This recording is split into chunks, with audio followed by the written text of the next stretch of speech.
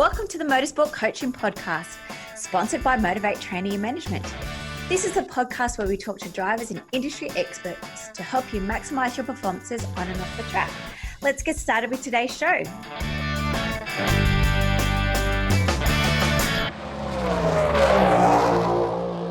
On this episode of the Motorsport Coaching Podcast, we get down and dirty and go speedway racing. G'day, it's Matt Payne here again, and you're about to hear a truly awesome story. We're catching up with Laura Byrnes, a West Australian late model racer. Laura's bucked the trend her whole entire life. She's a first generation late model racer that in itself is a rarity in WA. The West Australian late model pits resemble a speedway dynasty. Second, third and I think even fourth generations are the norm. Names that are etched in Australian speedway folklore, like Blake, Nylander, Vosbergen, Ludlow, the list goes on. Laura has been in a hurry her whole entire life, quite literally. She was 9 weeks premature and now stands just 4'11". Take that into account and think of Laura hitting the track in this thundering beast that has an engine capacity almost a third bigger than that of a V8 supercar at almost 1/3 less weight. Oh, and that's on a clay track that changes every single lap, and the only runoff that you've got is a concrete fence. You'll learn about her using a premature birth for good with the Miracle Babies Foundation, along with raising interest from people like 5-time world surfing champion Layne Beachley. Before we get into it though, we've had huge interest from the soft launch of the Motorsport Conference. We're chipping away at final details, but hit us up on the socials with topics you want covered and potential presenters as well. It is for you guys to get as much knowledge for your careers as possible. Also, take a selfie or screenshot the episode tile and tag us on your socials and let us know where you're listening to us at. We're always keen to see how far the love has spread. Meantime, get your engine started and let's hit the dirt on the Motorsport Coaching Podcast, powered by Motivate Training. And on this episode of the Motorsport Coaching Podcast, great to have West Australian speedway racer Laura Byrnes with us. Laura, good evening. How are you? Hello, I'm very well, thank you. And Laura, you're quite a special racer. Tell us just how tall you are. Well, I don't know if we should be using tall or short here, but I'm only 150 centimeters, so 4'11". 4'11" in the old numbers. And what do you race over there? I race a oval track late model, so we're on dirt, and these big beasts are probably about 5 meters long. So bit of making up for the lost size there for sure. Need a booster seat or what? Yeah, pretty much. I do have metal blocks under my seat to make sure I can see over the steering wheel. So to put it in perspective, like these cars are unbelievable. A lot of our listeners are in the circuit racing arena, so we'll be familiar with Formula One or V8 supercars, for example. Your particular engine that you use develops around 525 horsepower, but the majority of the capacity of the engine is around 430 cubic inches, which is 7.1 litres. That's insane. Yeah, they're pretty big beasts. And for me as well, like I've gone from a 3-cylinder car to 4 cylinders and now to 8. And it's incredible the difference just in acceleration and how you race basically.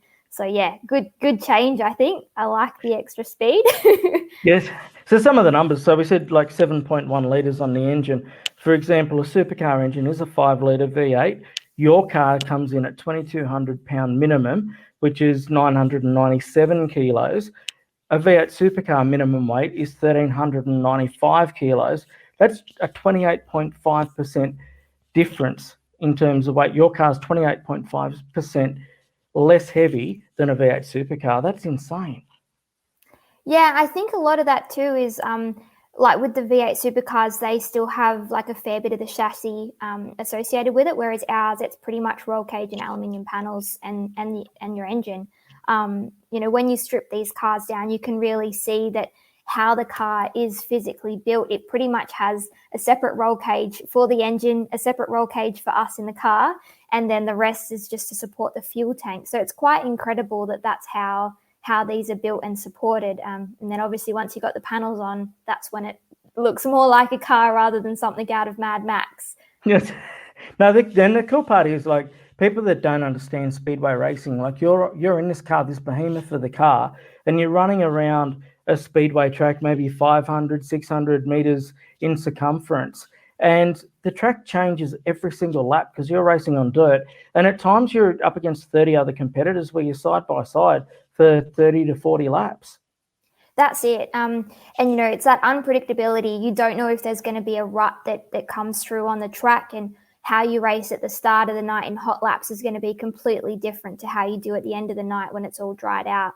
And like you said as well, racing with 30 other people, you never know what anyone else is going to do and what kind of lines you're going to have on the track. But if you haven't seen Speedway before, the easiest way that I like to describe it is like going a roundabout as fast as you can, but that roundabout is banked and 500 meters. And for us, we're going like 150 Ks down the straight before we're chucking it in sideways in the corner. So there's a bit more to it, I guess, than just going as fast as you can around a roundabout. But it's really exceptional to be part of that, and with I guess such a diverse range of drivers too, because some of these guys have been racing longer than I've been alive. So it's a dream come true to be racing with such talent.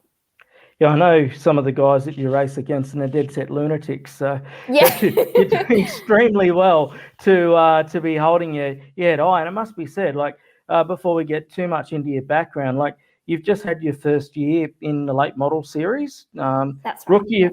Rookie of the year, second overall in the winter series, top 10 in the Pro Dirt series, and top 10 in the Perth Motorplex Track Championship. Yeah. Jeez, girl, you're going all right over there. Yeah, I'm not afraid to show them how it's done. But yeah, I mean, we went into the season not really knowing what to expect because it was such a big difference jumping into this. But I'm so proud of my team and I of what we've been able to do, and obviously our supporters as well. That was something that I wasn't expecting to get so much support in my first season, and that's such a big driver. Being able to see people, yelling on the sidelines, and young girls as well wearing my shirts, it's really special and really keeps me motivated. Yeah, I think it must be also pointed out that your category in Western Australia, the late model category, it's the strongest in Australia in terms of late models. It's big in Sydney, or was big in Sydney before Parramatta closed down, but by far, like WA introduced it. It is by far the strongest in the country, the best cars, the best drivers. And for you to be top 10 in a Motorplex Track Championship and the Pro Dirt Series is absolutely huge. And no finer point can actually be put on how impressive that is.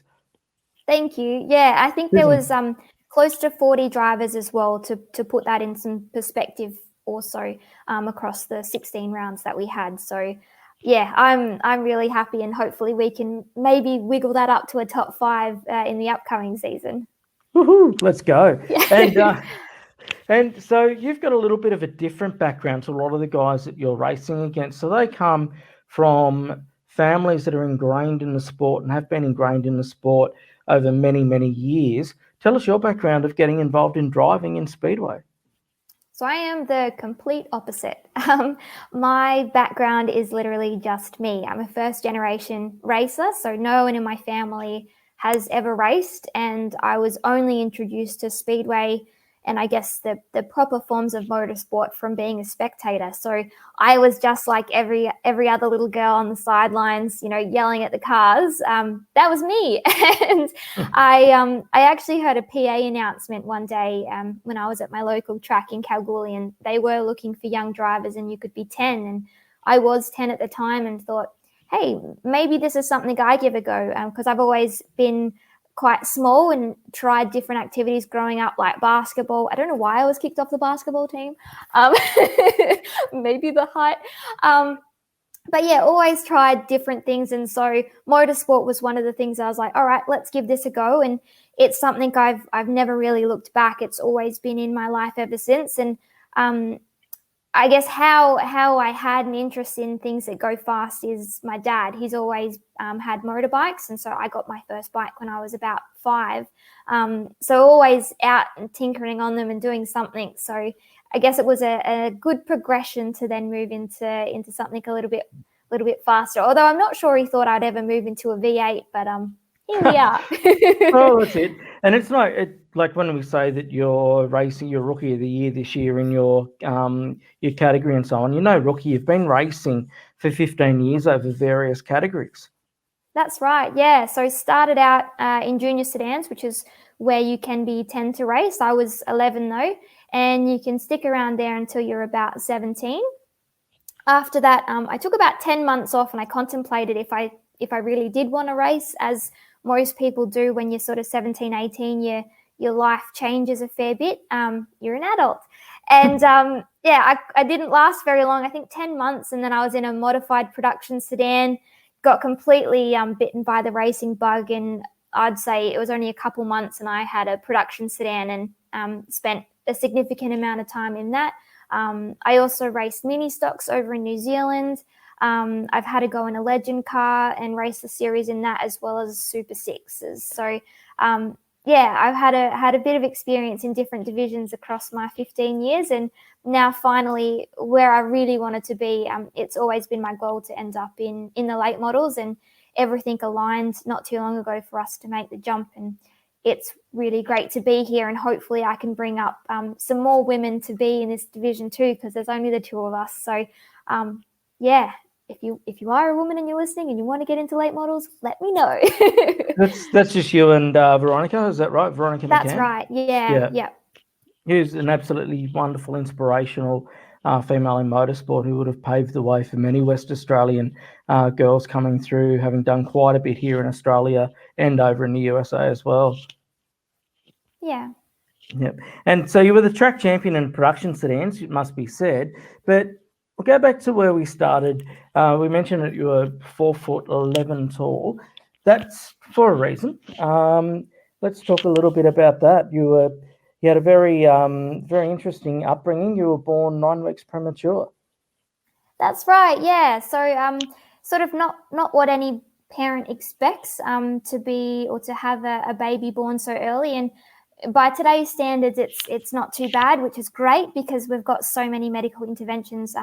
But back in the day, it was really quite traumatic for my parents. And I've learnt more of that story as I've gotten older. So when I was in production sedans, I wanted to have an avenue to point out to people, because obviously I get comments on my height, and it's made more extreme now by the size of my car. And so I really like to be able to showcase, I am my size for a reason.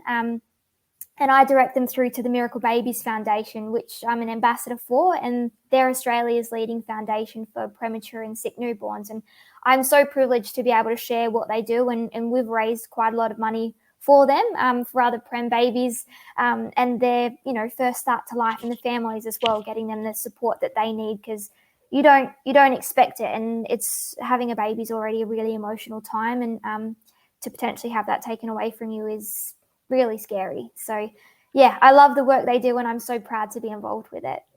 I think that's tremendous, and I think that an association like Miracle Babies Foundation, which I hadn't heard of until I got your profile through, there are so many parents, so many mothers especially, that are going through the stresses of having given birth and now have their preemie baby that they've got to try and bring through. And you're a wonderful success story off the back of that.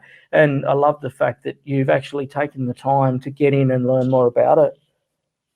Yeah, and I think that's it. It's all well and good to just make a joke about my height, but there's a reason for it, and there's a really good story behind it. So I just wish a foundation like that could have been around when I was younger, because I know it would have made the world of a difference to my parents. They do hospital visits. They've got support programs afterwards, so all the preemie and babies can have people that know what they've been through all play together. And I've been to a few of them just to meet the parents and see what it's about. So it's a really special network, and I think at the end of the day, it's all about family. We've got Speedway family, and I've also got the premature baby family. So I'm sure there's some people that are listening to us now that are either going through what your parents went through, going through what you've been through, or know people that are going through exactly that. I do personally. Where can people find out more about the Miracle Babies Foundation? Yeah, so if you just look at miraclebabies.org, all their information's there and the different programs they have, or if you're considering donating as well, that's all there ready to go. And like you said too, I feel like once you start talking about premature births and things like that, everyone knows someone. And that's one of the things that I've loved is I raced in May, I raced 4 Miracles, raising money for the Miracle Babies Foundation. And I love that there were so many people, writing comments that they've also experienced this, or that their lives have been touched by someone who has had a prem baby, or they have had one themselves. So it's nice to create that sense of community in motorsport. Yeah, definitely, and certainly a very different form of charity to what we're used to seeing in motorsport. And as you say, or as we've alluded to, that everybody knows somebody who's been through it or is going through it. So, commend to you, and get on board the Miracle Babies Foundation, everybody, and check it out. And if you do know someone that is struggling or having a battle with that at the moment, by all means, jump on board or reach out to Laura through her programs, and she might be able to introduce you to someone to have a chat to that'll certainly assist. Now, speaking of short people and people that you've come across, you're actually part of, or you've been granted something from the Aim for the Stars Foundation, which was set up by 5-time world surfing champion Layne Beachley. Yeah, so I had the absolute privilege of getting a scholarship through her, and I remember when she called me to let me know that I was successful, and I was like, this has to be a joke. Like, Layne Beachley wouldn't call me, but she did, and that's what made it even more special. So there was quite a large group of us that went over, and so special to be with Olympians and other well-known females chasing their dreams, and to still follow them, so many years later, was really, really special. And she set us up with a great network of people to sort of set our dreams into motion. And I loved it. She also taught me how to surf. I wouldn't say cool. I was very good, but she was like, these aren't really waves. I was like, this is a wave. It's a wave. Yeah. So what does the Aim for the Stars scholarship mean for you? What does it do for you? So that was a combination of a camp. So it was a few days where we all went to Sydney, and also a financial contribution. So that for me went straight to a motor. But yeah, while on the camp, we, worked a lot on ourselves. So sort of who we are, what we stand for, and our I don't want to say brand because it's not quite right, but that for me was where the Stay Fearless really came from. I say that pretty much in everything that I do, and that's my cornerstone really of staying fearless. And that came from running a really high line when no one else wanted to do that high line. But now that's expanded a lot more to pretty much every element of my life. Not just racing, but also off the track, making sure I'm doing the right things, and speaking to people. We all get really sort of caught up in our own little world and don't want to say hello to people. So it's just, saying hello to people, doing all those things that I'm afraid to do, and encouraging other people to really step out of their comfort zone too. So we all worked on little things like that of what makes us us. And then bits and pieces on nutrition as well, of what we should be eating to fuel ourselves. A little bit of financial tips as well, because obviously we all need financial backing really to get us to where we want to be. So we had some help in that area of what we should be doing. Like meditation, mindfulness, just to bring us back down to earth, particularly after really strong competitions and things like that. So a lot of that I still use now, and I'm really grateful for the friendships that I did make there, because I still speak to them quite often. So such a privilege. She's a really remarkable Australian, as Layne. I've met her personally as well. She did a program with me in Sydney a few years ago, and again, she's probably about your height, isn't she? Roughly? Yeah, she is quite petite as well. Yeah. But she's an unbelievable Australian, and she has a tremendous story to tell. If you go onto the Howie Games, one of my favourite podcasts with Mark Howard, this is going right back in his catalogue. Her personal story, the way that she's come through her life and the challenges that she's faced, is unbelievable. To go on and then win these 5 World Surfing Championships, and it's fantastic that she's assisting young female athletes from all spectrums to come through like she has with you. Yeah, it's definitely someone to aspire to be, that's for sure. Yeah, definitely. So this season, so that kicks off in what, about September, October, roughly? You're Correct, heading yeah, into your yep. second late model season. What's the plan this year? Really, just to keep learning the car. I feel like last season it was very much focused on the basics, and I won't lie, I had some trouble learning the cornering.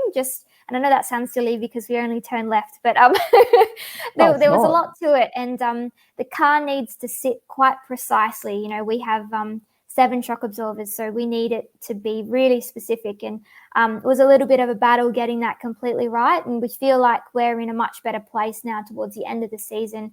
And I guess me as well, now I feel like I understand more of if the car's doing the wrong thing, I can communicate that back to the team when we get into the pits. So to continue with that, obviously get faster, and I want to I guess be up the front a little bit more, be more consistent in getting top 10s. That would be my main goal. And if I can finish in the top 5 overall, I would be absolutely stoked. So that's sort of my goals in a nutshell. Awesome. How good are you on changing the shocks and everything else? Have you learnt that side of things yet? Yeah, I can get them in and out pretty good now. That always tends to be my job when we're in the workshop. And wheels, anything to do with changing tires is me. I think I kind of accidentally put my hand up to that because I said all throughout the season I wanted to be able to take the tire off the rim myself because it requires a fair bit of strength. And I was like, no, I can do it. I've been working out and now I can do it. Dad's like, okay, that's your job. And I'm like, oh, damn. Yes. I've actually done that. I know what it's like. I've done that for a late model team over in New South Wales. Went away one weekend and the feedback was you didn't suck. So when I wouldn't know a nut from a bolt when it comes to stuff like that, he said, you're better than a lot of other people have had on the team. So you've done all right. So it's not easy trying to get those big wheels, especially big right rear onto the deal and then get it connected. Yeah. No, hey, if you ever come to WA and you want a job, now I know you can change now you tires. know what I can do. Yeah, cool. Jeez, I've got myself in there, haven't I? Bloody hell. And so now where are you based? Are you still in Cal or are you back over in Perth? We're in Perth now, yeah. So I only spent a couple of years of my racing journey in Cal before I moved for high school. So I've been here ever since, yeah. And you just started a new job over there, from what I hear. I did, yeah. So as much as people think that race cars are my full-time job, I would love them to be, but I'm a human resources advisor. So I solve people problems. That's my day job. Yeah. And for what company? Give the company a plug. I work for an awesome company called Improvise. So we do a lot of shutdowns and they're really, really lovely to work for. Oh, cool. Very, very high pressure job, especially at the moment, I'm gathering. So you're sort of getting your feet under the desk there as we speak. And with mining, it's always nonstop. So constantly. Yeah. Everyone has inspirations, and particularly being without putting too fine a point on it, a female racer, there's got to be a few people that have really inspired you, whether male or female racers. Who are the people that you look up to in racing? There's a really wide variety, and I'm probably odd in terms of not all my inspirations are within four-wheeled motorsport. I think my biggest inspiration would be Casey Stoner. I'm a really big MotoGP fan, and that's sort of what I watched before anything else and still do. But I just think his journey in motorsport and how he, just soldiered on in the face of having injuries and, negative comments online and things like that. He just always, water off the duck's back. He still went out there. And Marc Marquez as well. He is an incredible rider. Unbelievable. Yeah. And you can't be an Aussie and not say Daniel Ricciardo. Just how he manages his social media and always finds a positive aspect to everything, regardless of how he's gone on the track. I think that's a really strong characteristic to have, and I guess signifying you're in a really good spot mentally to be able to really focus on those positives. So that's what I kind of strive to be. Yeah. Yeah, cool. No, it's Dan's been doing some great stuff, particularly with his LinkedIn with Optus over recent times. He's really taken a different approach to it. Of course, like with the social media aspects, as you'd know, you're always talking to a different audience. So he's really taken the LinkedIn thing by the horns and is putting some really interesting and cool behind the scenes and mindfulness stuff out there, which of course is what we're all about here at the Motorsport Coaching Podcast. Won't keep you too much longer. It's Friday night, so we're out of lockdown, so look out. Finally, you've got an auction going on at the moment for your race suit. I do, yeah. A once-in-a-lifetime piece of memorabilia, although you probably have to be about 12 to fit into it. But yeah, I'm auctioning off my race suit from last year. So it's operating, I guess, a little bit different to an auction, but tickets are $25 and the suit is first prize, as well as a stack of all our other merch like jumpers, like the one I've got on now, shirts, hats. Second prize is a pearl bracelet from Regent Pearls, and that's worth just under $300. So first and second prizes are looking pretty good. And third prize as well, all of them have inox lubricants. So we use them on our race car. That's been spot on for us. So I'm giving away first, second, and third. We'll get that, as well as some custom mugs from Concept Coding Design Co. So they do all of them in-house to whatever color and specification you want. They're absolutely ace, and they've covered most of the stuff on our car. So yeah, cool. And where can people get their ticket? Yeah, so you can head to redshamrockracing.com. The tickets are on there, and it will be running for a couple more weeks, so do not miss out, because I really won't be giving away another suit again. I love them too much, but I thought, I'll do this one for once in a blue moon. So it's redshamrockracing.com. Jump onto redshamrockracing.com. Get your tickets. You've got the chance to win the race suit of the Rookie of the Year from the West Australian Late Models and a future World of Outlaws Late Model Superstar. Oh, yeah. Do you catch up with a lot of the stuff in the States? Do you keep an eye on what's going on over there?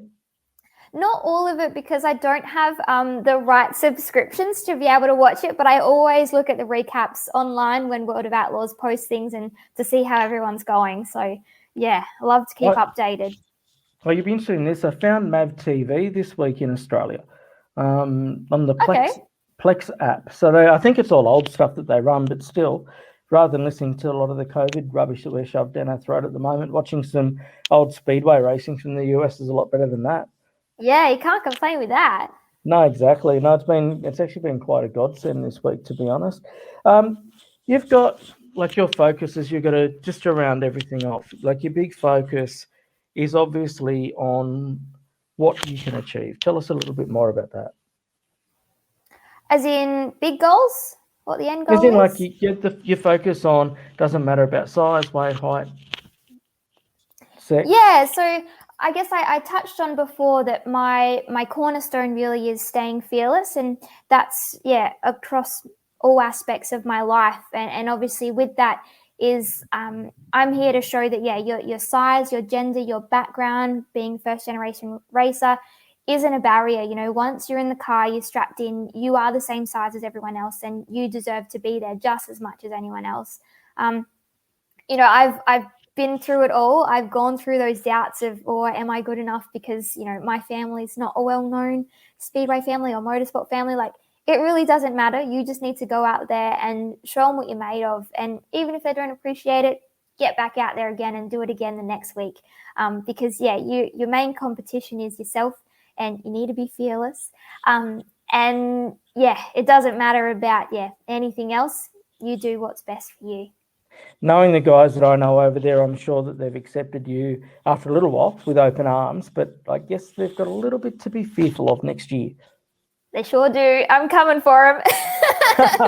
Good on you, and make sure you stick it to them, because, as I said, I know a few of them, and they all need a bit of a touch-up, so good on you. Thanks for your time, Laura. It's been fantastic. You're such an inspiration. Jump onto redshamrockmotorsport.com to get involved in that auction/raffle. Where else can people find you online, Laura? So yeah, all the team pages are Red Chamat Racing and Red Chamat Racing with an underscore for Instagram.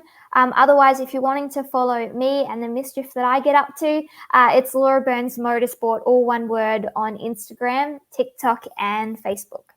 TikTok as well. I don't really do TikTok myself, but we'll share all those in the show notes anyway. But no, thanks for your time, Laura. Fantastic to catch up with you. Fantastic to meet you. And I can't wait until I can get back over to the Motorplex, hang out in the pits and catch up and change a wheel or two. Yeah, I was going to say, I'm going to hold you to that. You're going to be changing the size. I know you will. Hey, that's the night that we're walking away with P1, I tell you that. Yeah. We're walking away with a big trophy, baby. Yes. Thanks for your time. And we'll catch up with you soon. Thanks, Laura, for your time on the Motorsport Coaching Podcast. Thanks.